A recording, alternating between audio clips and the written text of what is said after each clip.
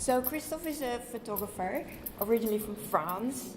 I'm intrigued, Christophe, what made you come to Australia?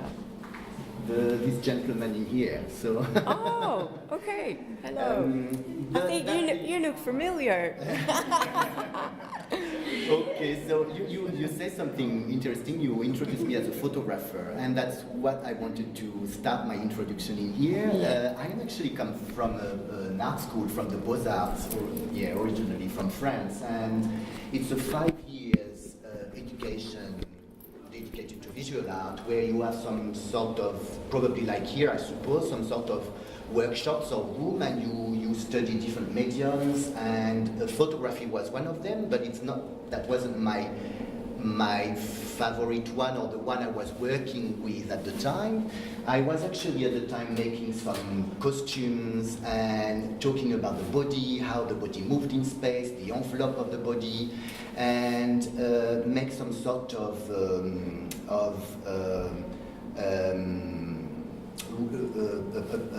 mobile sculpture, if we can say that like that, and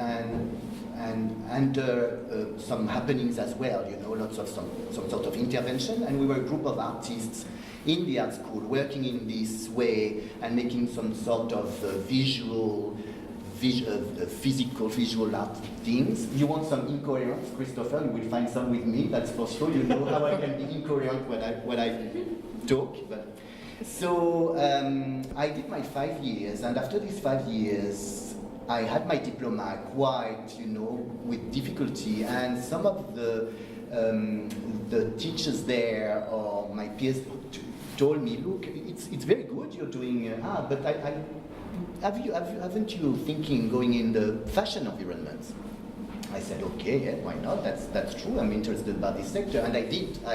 I went to the fashion and did as well a sort of master there. And when I was there, people told me, oh, look, that's good, but don't you think you should go in visual arts side instead? So I was always in between these things, and I was as well interested at the time. And it's where I started photography with contemporary dance. So the body was still quite important in my process, I believe. From there, I moved to Paris, and so that was a city in Provence, you don't say that in English, but out of the capital. Moved to Paris and ran on a very small apartment, and I had to change my process of create things because of the space where I was. I couldn't. My costume were quite big. My idea was to reach the space, so sometimes it went to a wall to another, so suddenly I couldn't work in any of these type of things anymore. And photography became my first medium, and it's where I started really to dig around that, but with lots of uncontrollable things. So I delivered some series which were quite blurry, and I was interested about that because the idea of blurriness or sharpness gives you some sense of, movement, non-movement, and all my photography at the time was very much about this idea of inside, outside, movement, non-movement. Synesthesia was a big thing that I used at the time, which is what an image can create in terms of taste and smell. So I used to do some diptych and triptych with some sort of food or chemical things associated with day-to-day life sceneries or scenes, and it's where all my work started. So very much experimental duplications of photographs with a transparent one on top, projections on words on top of the photograph, etc., things like that. And with the idea that I was going in my research with the idea that people will like my work, and because I don't know about you guys as artists, there's a lot in here, but how do you feel like you always want to please people and to find some sort of love through what you're doing? And one day I made this series about synesthesia, so two photographs together working with the idea of visual and smell and taste and things like that. And on this series there was a female on the top, and a piece of meat on the bottom. And to me that was related to a fashion show where I used to work, where there was, I won't go very deep inside these things, but there was an interest to put these things together, but which wasn't the idea of the piece of meat as the model in the fashion show. And a woman came to me that at the opening of this first opening, and came to me and very upset and said, "How dare you to be that misogynistic?" And I was terrifying. And I said, what I have done, you know? And she explained to me, and I said, "Oh, but she's right. There's also this reading in here." And it's where everything started for me, really, about my work. I suddenly realized that I'm not here to please everyone, but to deliver some ideas and some starting point to install a dialogue between me and the viewers. And it has changed my perception of art totally from there. And I think that was a good point. And I always remember this woman, and I keep that very deeply warm in me. I thankful her, and I think she was so right. You know, there was that as well. And I'm a feminist myself, so that was far from my idea, you know. Anyway, so that's very much the early of my career or my practice, if I can say that like that. And I arrived in Australia at the beginning by accident and met someone, and so decided to stay in this country. And at the time that there was a change as well with photography. I was working with film and analog, and we passed to digital.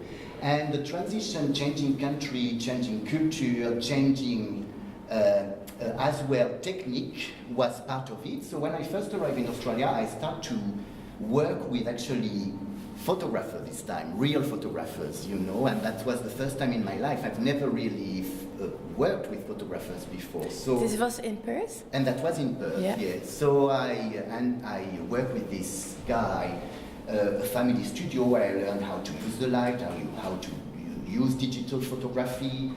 And also I was in this new environment where, when I first arrived in Perth, I find art not very challenging at the time. To me that was very much related, and sorry to say that was in 2005, it's already a long time ago. There was a lot of Sunday painters, you know, that this type of art that I was just talking about, we're doing art to make it beautiful, art have to be beautiful. There's still a bit of this mentality here.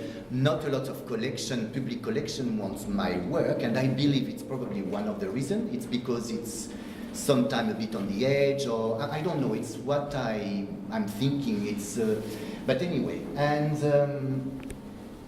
so my work totally changed, you know, from there, and I start to be more traditional, to deliver more traditional images at the time. So, and because I feel isolated, and also culturally I was a bit lost, I start to photograph some sort of some communities, talking about cultures. And I have a long journey like that when I was delivered some series, which is one of them, but this one is already close to that, where I was talking about things, but I wasn't very much, not anymore in these experimental things, these accidental things, and I was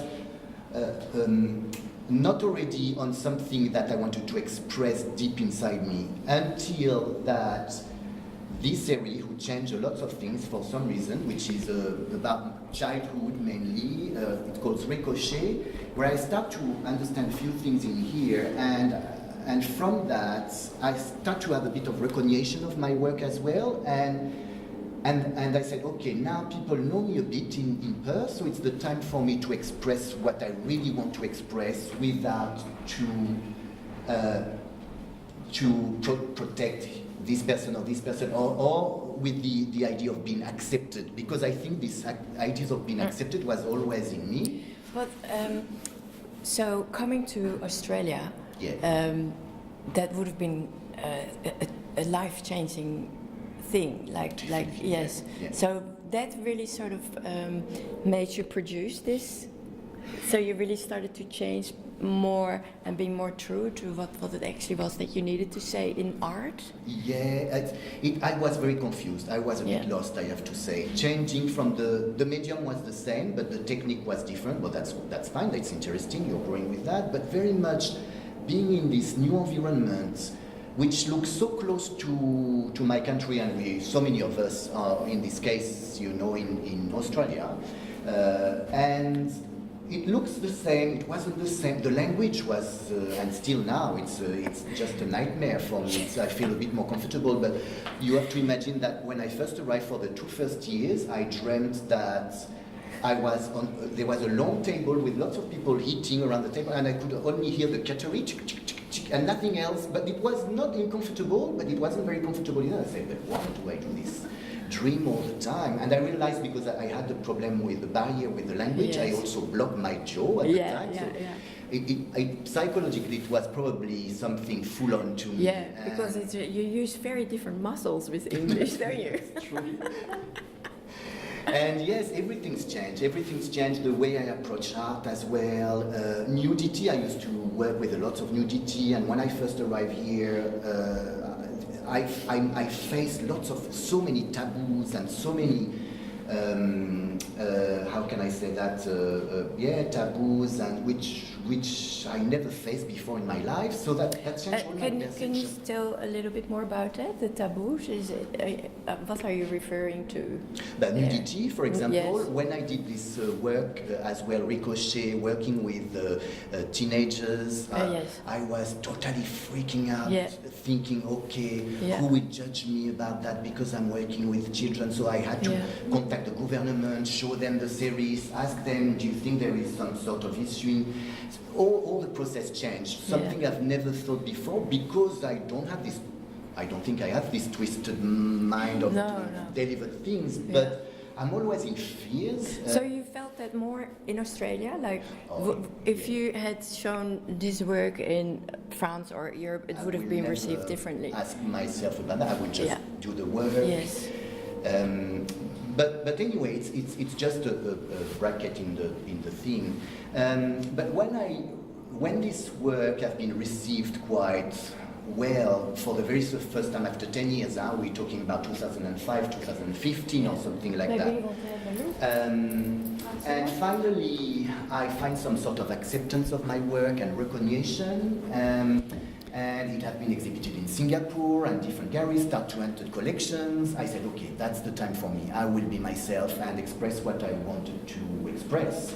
And in order to go on the next step, and I start to work on the male gender identity and the role their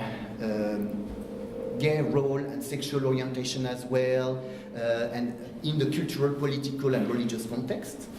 And I started with a triptych, and a triptych, I don't know if I actually talk about this triptych, but it's where everything started. So from there, I now am working with male, obviously. The models that I try to find there, obviously, quite masculine, most of the time bearded or mustached, and to me that's quite interesting, because this beard you can go in different direction with this one. We can go with the hipster side, which is very fashionable, but we can go to the extreme religions as well. And I like to install confusion on my work. So something I can say about my work is that it's always, I believe, but I might be wrong, but with what I have in return, I don't think I'm that wrong. It's always on the edge. It's always in between something comfortable and uncomfortable, something attractive and repulsive, something, serene and disturbing. And I make sure that I'm always on this edge, on this fine line like that, to make sure that I still install the dialogue with the viewers, And another thing is, who said the word minimal? I think that was you. Minimal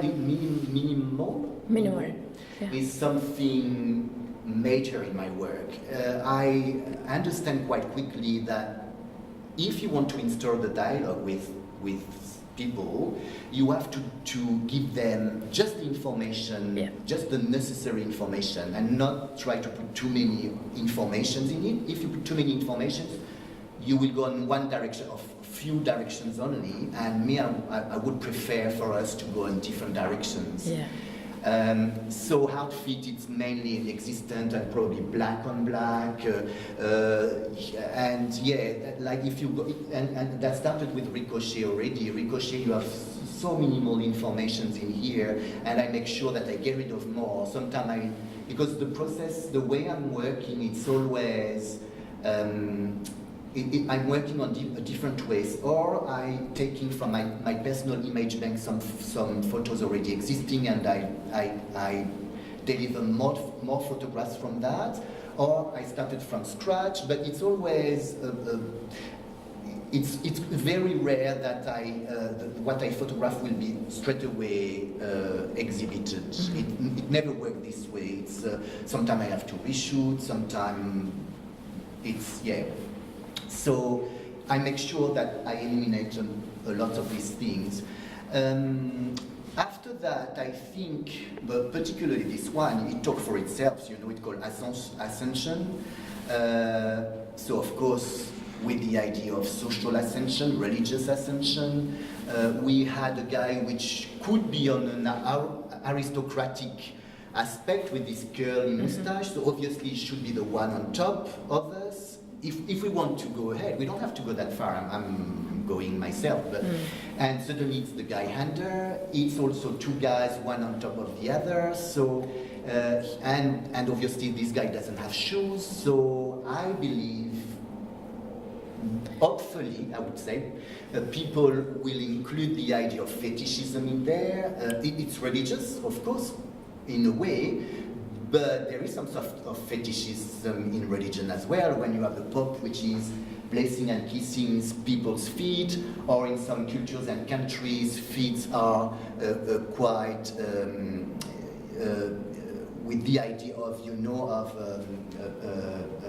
idolatry. And some other countries that feet and shoes are throwing it the worst insults possible. So of course there is lots of things around feet, hands, and yes, I must say, like, it's very intimate, like it's really in your face, and I don't know if you really want to look at these men's toes. That's right. Or know how much hair he has on his foot.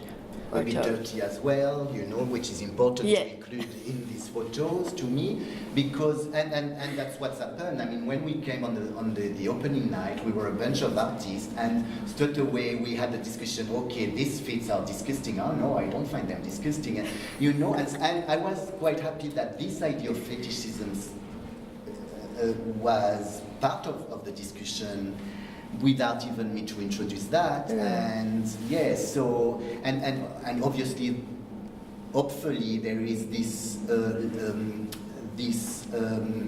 level as well of homoerotics who came in my photo, which is not always the case. It's very interesting. Do you think also that people perhaps in Perth don't quite get it, because the way that they look at homosexuality here is very different how they look in Europe and the rest of the world?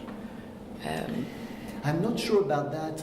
I don't think this photo is a gay photograph to start with. I think it's that as well, but not only, and I make sure it's not only that. So I don't know, I mean, because you know my work quite well, you will go right to the point, but I exhibited in Art Collective last time, in December, a large photograph of a nude maid on top of another guy, and this old lady come to me with lots of different ideas, which were absolutely fantastic, but never mentioned.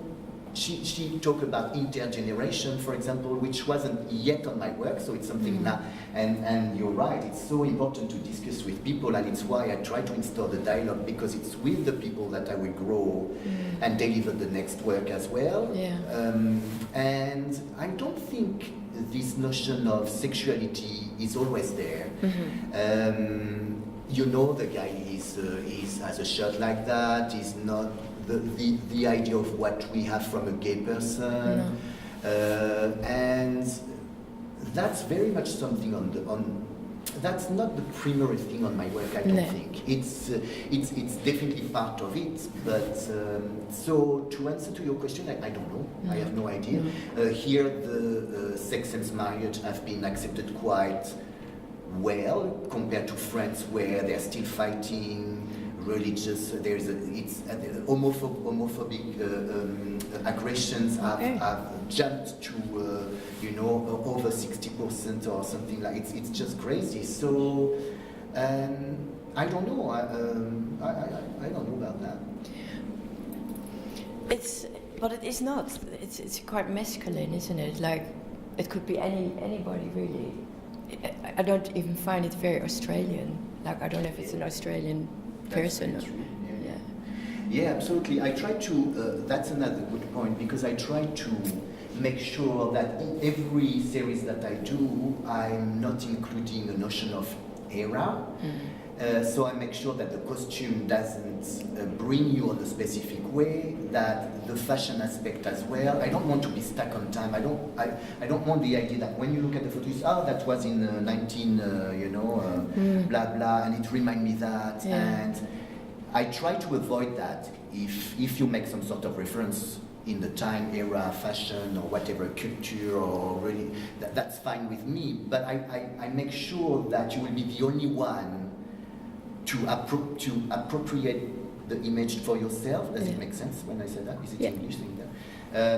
Appropriate the photo for yourself and deliver your own perceptions of it. Yeah.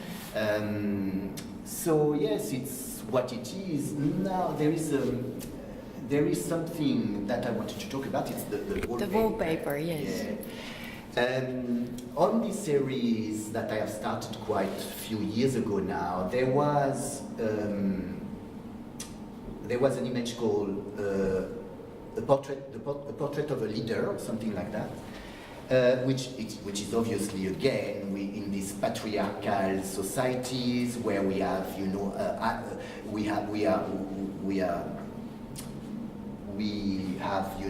this guy which are, and I'm thinking, for example, when we think of a leader, we think of communist countries and URSS or China's. I don't know, to me it's remembering these type of countries, but of course again it's male which are in direction of these countries, and they're considered as God people, God men, and we represent them on propaganda posters, and the idea is to distribute this propaganda, these posters or these images for most of the population to find idolation of the leader. And I find that extremely interesting, because we are thinking of a half-god person, and we are reproducing its image infinitely to exactly like what's happened with the artwork. We have one piece normally, except in photography you have edition of 1 to 5 from my work, for example. But I like the idea that by reproducing infinitely the artwork, you demystify your artwork, and it's not an artwork anymore.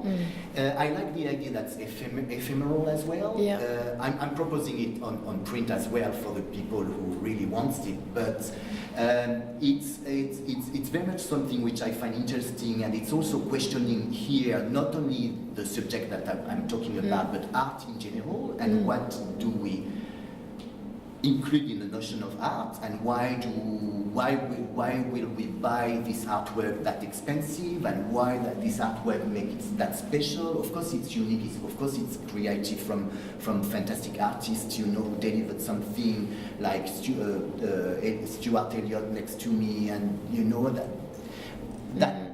that makes sense to me, but that's also question me about all the function of art and things like that. So it's also an interest in that, I believe, doing it on the wallpaper thing. But it also becomes more a part of the wall. It's really a part of this building now. Absolutely, and every time I'm doing wallpaper, I said to the curator, please make sure that, not make sure, but don't be scared to, it's not about the wall. If there is imperfection on the wall, I'm happy to see this imperfection of my work. And you're right, the supports, so it's a discussion very much, and here we're talking very much about art, suddenly, we're speaking about support, surface, etc., subjects, and it's another direction again. But yes, and when I first arrived, I said, oh, that's funny, they figured some bubbles here, and that was the wall. I said, oh, that's good. I much prefer that's the wall than the bubbles, actually, It's not very even. And that's fine. It gives me as well the ability to print in big, I suppose, so it's interesting. Yeah, scale definitely makes a difference in the artwork, doesn't it? Like it would have been so different if it was just a small portrait framed. That's right, particularly with feet, and these ideas of having this feet and this notion of repulsion. I'm more the attraction interests me, but I'm more interested about the repulsion that you can have in here, I suppose, because it's saying much more to me. And as long as you feel disturbed, I'm quite happy. Yeah. Because, we want to talk about something. Yeah, you're definitely not pleasing people here. No, but at the same time, I don't think I'm this type of provocateur at all. I'm a shy person, I'm very quiet, I'm pacifist, I'm feminist. So my idea is not to fight in here, it's not to provoke, it's just to, there is a sense of provocation, of course, but it's very light. The idea is very much to, okay, you work this way, I'm working this way. Can we work together? Can we discuss about that? And can we do it on a nice way or gently? And I really don't have this, I'm not politically engaged in my work. In a way, but not by politics, if it makes sense.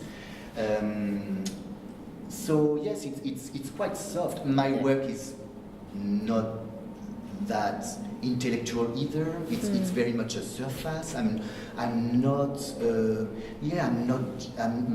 My story is not that complicated or that intellectual. I'm quite simple person, and that's fine, and I accept that. And so yeah, it's very much about simplicity and instauring a dialogue, I believe. Yeah. And finally talking about me, because what I'm saying now, I'm talking about myself for the last 5 years. Before that, I was talking about others or a phenomenon, and suddenly, some people would say, okay, it's very egocentric, you're an artist, fine, I don't care. The thing is, the important thing for me is to be able to deliver them and to, like I said, installing something, and probably this idea with acceptance as well, which is quite important for me, but on another way, not acceptance because of a beautiful work that I will deliver or a qualitative work that I will deliver. Of course, you always try to be always qualitative, but an acceptance more about the discussions in here, So do you feel now that you found in this medium an easy way to express and to create what it is that you now feel that needs to be created from within? Yeah, that's another good question, because I think I had to go on another, use other mediums now, and I think I want to come back on making costumes again, but still using photography and probably video, which I did on the booklet in here. There's 2 videos that you can scan and see. But this video I'm not in control. They are very not qualitative at all. But that's fine. I'm happy because I'm on the premise of the videography things. I'm not working on my own. I don't even know how to control. To edit videos. I'm working with others which are not really in control either. I'm working with choreographers. And another point which may be important in my work is every time I'm staging, every time I'm using the model, the way I stage, it's closer and closer to dance, I believe. It's very much inspired by contemporary dance. Yeah. And and I would like that to be more predominant in my work in the future. So I think photography will stay my medium, but hopefully I will introduce other things around as well, and I'm start thinking of it. So it's not enough anymore. It's it doesn't suit me anymore. This medium. No. I'm afraid we have to leave it here. It's 4 o'clock, but we could probably go on a little bit more, perhaps another time. And thank you for coming. And I'm looking forward to seeing your following collaborations and But just one more question: do you find that Perth offers you those opportunities that you can go in a different, spread yourself a bit? In another word, that I find some people to do it, you mean, or which will be interested to work with me? What you saying? Well, do you find it easy here in Australia, as an artist, I would say, to say this is where I want to go, and I'm getting these opportunities to work with people here in Perth? Yes. I find very rich every time I had the chance to collaborate. I think you're much stronger when you collaborate because you have information that you don't even thought of your work, and I'm very much in contact and photographing a lot of contemporary dancing here, so I'm looking closely about who will be the one. I already work with a choreographer in here, so definitely I think that's actually a good place for that. Wonderful. I'm quite confident with that, and the most difficult is to approach the people every time, like I'm approaching models as well. It's the tricky part for me because I feel always uncomfortable. Sometimes it's people I don't know. So that won't be about working together. That's very much before that, how that will work. How you build it up. Yes. Beautiful. But no, I think it's a good place for that. You have amazing artists around here, and not only amazing people. No, I think it's a perfect place for that. Great. I think there's just one thing as well, Christophe. I think the history of the building being a convent gallery, and this is where the nuns used to sleep.